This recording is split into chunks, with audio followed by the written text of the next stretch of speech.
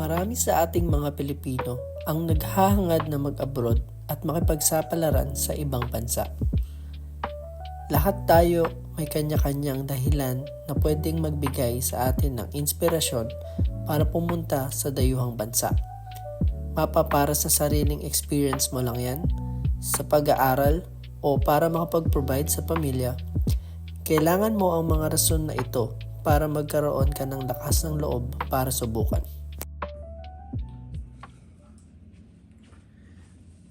So, paano mo nga ba malalaman kung dapat ka bang mag-abroad o hindi?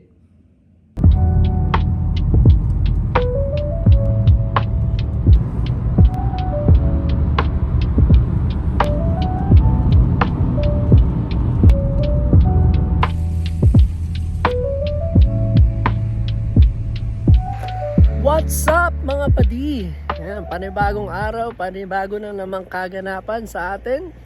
So, papunta kami ngayon ni Mahal sa Blue Mountains. Naglalakad kami kasi naghanap lang kami ng parking.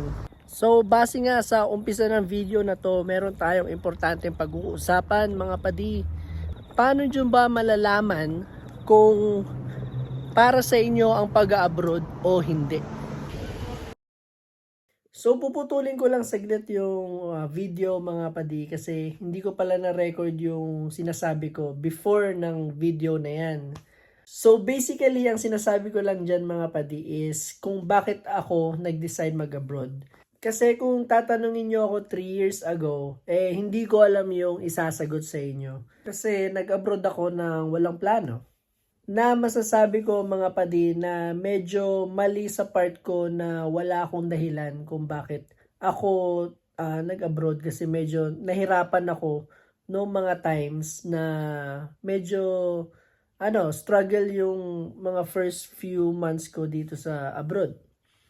Pero ngayon kung tatanungin nyo na ako kung ano yung mga few reasons ko kung ba't ako nag-abroad is unang-una, syempre, makatulong sa family dyan sa Pinas. Sa parents ko. Kasi alam naman natin, mga padi, na pag nasa abroad ka, syempre, mas malaki yung sahod mo. Mas malaki din yung mapapadala mo sa pamilya mo dyan sa Pinas. So, ito na yung kasunod na video na yon kung bakit ako nag-decide mag-abroad. At syempre, mga padi, para din sa magiging future family ko, parang binibigyan ko sila ng best opportunity para mag-succeed kami. Siyempre, lalo na ngayon, after ng kasal namin ni Demi, magbe-build na kami ng family namin. So, pumunta ako ng abroad para mabigay mo lahat ng kaya mo para sa magiging future family. So, yan lang yung isa o sa mga few reasons ko mga padi kung bakit ako pumunta ng abroad. So ikaw nga padi, paano mo malalaman kung time na ba o panahon na para mag-abroad ka at sumubok na magtrabaho sa ibang bansa? So unang reason mga padi para malaman nyo kung para sa inyo ang pag-abroad o hindi. Kung gusto nyo ng bagong simula.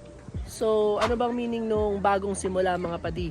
So, kunyari, syempre, tambay ka, no? Tapos, everyday, sawa ka na sa routine mo, nagising, kain, hingi syempre, sa magulang, ganon. Tapos, kain, tulog ka lang, no? Isa sa pwede mo maging reason kung bakit ka pupunta ng Australia. Parang makapagsimula ka ng bago. So, dito, pwede mo gawin lahat. Pwede rin kung existing na nag-work ka na. Pwede kang maghanap dito ng work na syempre mas mataas yung sahod.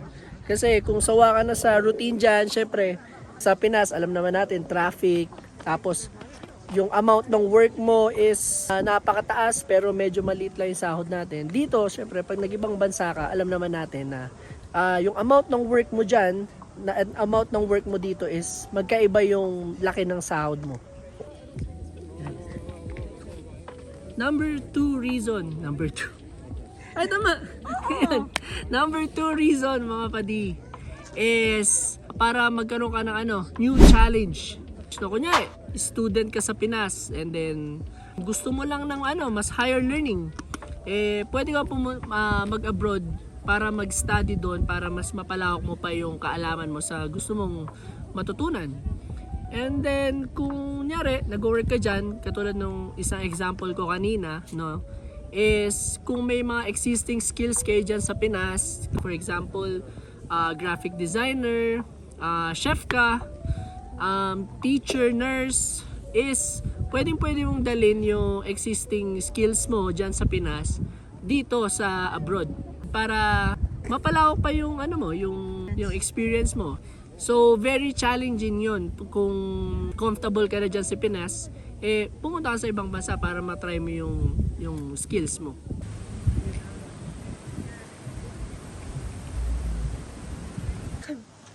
So pangatlong reason mga padi kung bakit panahon na para mag-abroad ka is para magkaroon ka ng more opportunities. Alam naman natin sa iba't ibang bansa merong magkakaibang pwede kang gawin and opportunities, no? Pero ang sabihin ko lang is yung based sa experience ko. Dito sa Australia mga padi is pwede mong gawin lahat. May nangungulit sa akin, no? So dito sa Australia mga padi, kahit anong type of work pwede mong subukan. Pero meron tong disclaimer.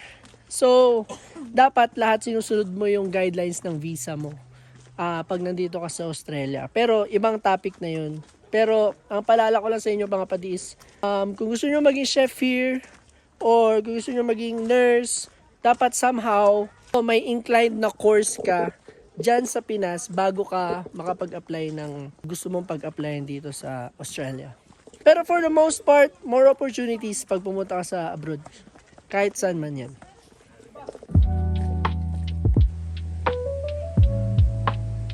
Bago nyo tanungin mga padi, kung ano tong lugar na to na pinuntahan namin ni Mahal, is ito yung Blue Mountains. So, yeah, Three Sisters Blue Mountains. Isa to sa mga tourist spot dito sa Sydney. Kasi napakaganda ng nature dito. Yung Three Sisters mga padi, yun?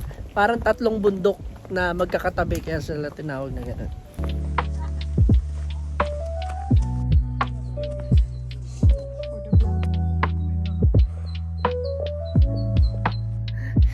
Kaya pa? Takot siya. Tingnan nyo.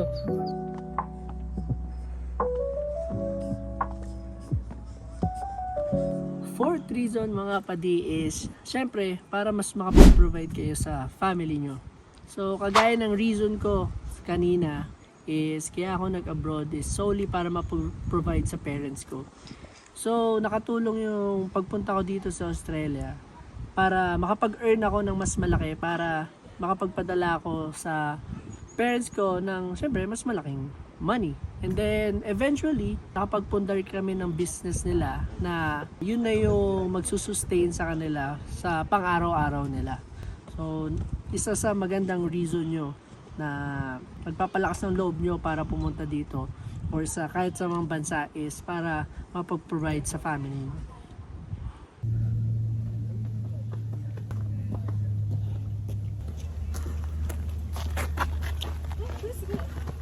Fifth and final reason mga padi kung paano mo malaman kung dapat ka ba mag-abroad is kung naghahanap kayo for migration purpose.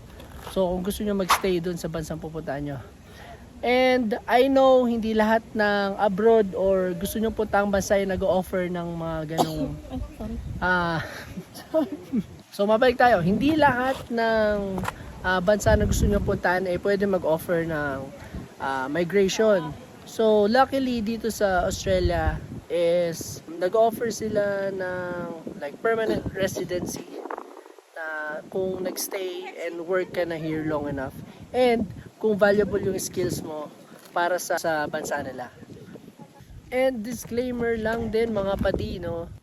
Sa lahat ng point na sinabi ko, especially yung number 5, hindi lang ganun kadali yung process kung para ma-migrate ka kagad. Hindi dahil na gusto kong mag-migrate sa ibang bansa, punta na Australia agad.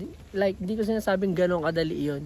Pwedeng dumaan ka pa sa pagiging student, pwede ka pang dumaan sa pagiging working visa for X amount of years. Bibigyan ko lang kayo ng rough idea. Pag student ka, malamang 3 to 4 years bago ka makapag-work. And then working visa, marami pang ibang qualification. At sumasabay ang hangin. Humangin ka! So working visa, marami pang qualification yon para makapag-apply kayo ng permanent residency. Pero sa ibang topic na yon mga padi. So yon mga padi, sana marami kayong natutunan sa mga 5 sinabi ko na reason kung paano nyo malalaman kung panahon na ba para mag-abroad kayo. Kung hindi man kayo nakarelate sa sinabi ko, ang masasuggest ko lang sa inyo is napaka-importante magkaroon ng why kung ba't kayo pupunta ng ibang bansa. Kasi sasabihin ko na sa inyo, hindi madali mag-ibang bansa lalo na pag ikaw lang mag-isa ang pupunta dun. Kasi maraming days na malungkot, maraming days na nakakapagod. And then wala kang someone to be with you kung pagod ka na, malungkot ka na, homesick ka. Isa sa mga reason kung ba't importante magkaroon ng why is yun yung magpapalakas ng loob nyo sa mga panahon na yun, malungkot kayo. So kung ano man yung makamap nyo, dapat meron kayo nun. Kasi nung bago ako sa Australia, naging mahirap for me honestly kasi wala akong reason kung ba't ako pumunta, gaya nga ng sabi ko kanina sa umpisa ng video na to. Pero ngayon, meron na. It's me, Char. Dito si Mahal. And then, eventually, nalaman ko kung ano yung importante or yung why kung ba't ako pumunta dito. Para sa akin. So, yun lang mga padi. Sana marami kayong natutunan. And kung mas gusto nyo pang maraming matutunan about Australia, magsabi lang kayo sa comment section kung ano yung mga gusto nyo topic na pwede kong pag-usapan in regards sa Australia. No! Hiningal kami mga padi. So, kita-kits next week. And then, stay safe mga padi. And see you. Bye-bye.